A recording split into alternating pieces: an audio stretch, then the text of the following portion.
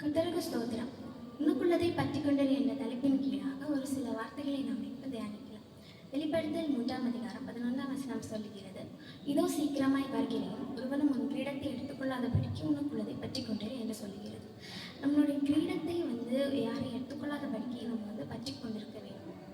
கிரீடம் அப்படின்னா கிருபைகள் வரங்கள், இப்படி நம்ம கேஸ்மா தந்த நிறைய இந்த ரட்சிப்பு, அதுவும் ஒரு கிருபை தான்.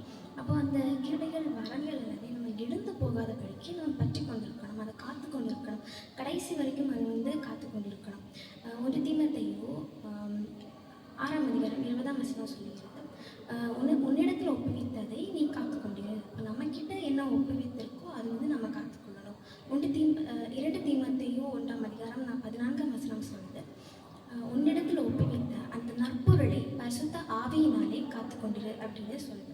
அப்போது நம்மக்கிட்ட ஒப்புவித்த அந்த நற்பொருள், ஒரு நற்பொருள் எஸ்பா ஒப்புவிச்சிருக்காரு. அந்த நற்பொருளை நம்ம பரிசுத்த ஆவியினால நம்ம காத்துக்கொள்ளணும். நமக்குள்ளே வாசம் பண்ணுகிற அந்த பரிசுத்த ஆவியினால நம்ம காத்துக்கொள்ளணும்.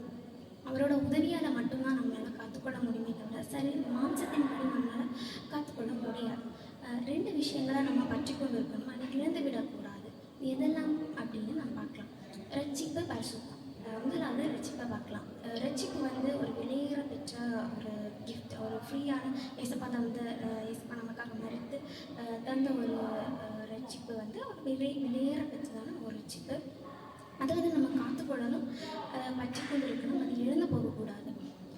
எபிரேயர் 2ஆம் அதிகாரம் 4ஆம் வசனம் சொல்கிறது, இவ்வளவு பெரிதான ரட்சிப்பை குறித்து கவலையற்றிருப்போமானால் தண்டனைக்கு எப்படி தப்பித்துக் கொள்வோம் அப்படின்னு சொல்லி பவுல் சொல்கிறார். அப்போது இவ்வளோ பெரிதான அந்த ஏசப்பா நமக்காக சிலையில் அவ்வளோ பாடுபட்டு அந்த ரட்சிப்பை குறித்து நம்ம கவலையற்றிருப்போமானால் எப்படி தண்டனைக்கு நம்ம தப்பித்துக் கொள்வோம் அப்படின்னு பவுல் கேட்குறாரு. அப்போது நம்ம ரட்சிப்பை பெற்றுக்கொண்டு இருக்கிறோம். இன்னும் உலகத்தில் நிறைய பேர் ரட்சிப்பு இல்லாமல் வாழ்ந்து கொண்டு இருக்காங்க. அவங்களுக்காகவும் நம்ம ஒவ்வொரு நாளும் தேவ சமூகத்தில் ஜெபிக்கும் போது அவங்கள ஏசப்பா சந்திப்பார், அவங்களே ரட்சிப்பார். அப்போ ஒவ்வொரு குறிப்பாக நம்ம ஜெபிக்க வேணும். 2வது நம்ம பரிசுத்தத்தை காத்துக்கொள்ளணும்.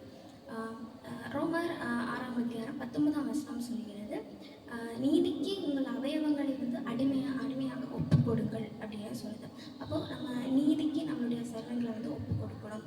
பரிசுத்தத்தை நிறைவேற்றும்படியாக பரிசுத்தத்தை நிறைவேற்றணும், நம்ம பரிசுத்தமாக வாழணும் அப்படின்னா அவருடைய நீதிக்கு நம்ம நம்மளோட சரீரங்களை அவயவங்களை ஒப்பு கொடுத்தா மட்டும்தான் பரிசுத்தத்தை நம்மளால் நடப்பிக்க முடியும். அப்போ வெறும் ரட்சிப்பின் அனுபவத்தை மாத்திரம் வைத்து பரலோகம் செல்ல முடியுமான்னு கேட்டால் அது முடியாது.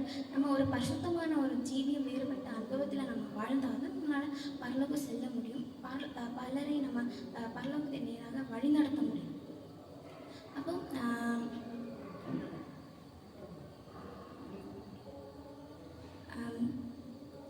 நம்ம பரிசுத்தமாக வாழ்ந்தாதான் அந்த ஜீவ கிரீடத்தை நம்மளால் சுதந்திரித்துக் கொள்ள முடியும்.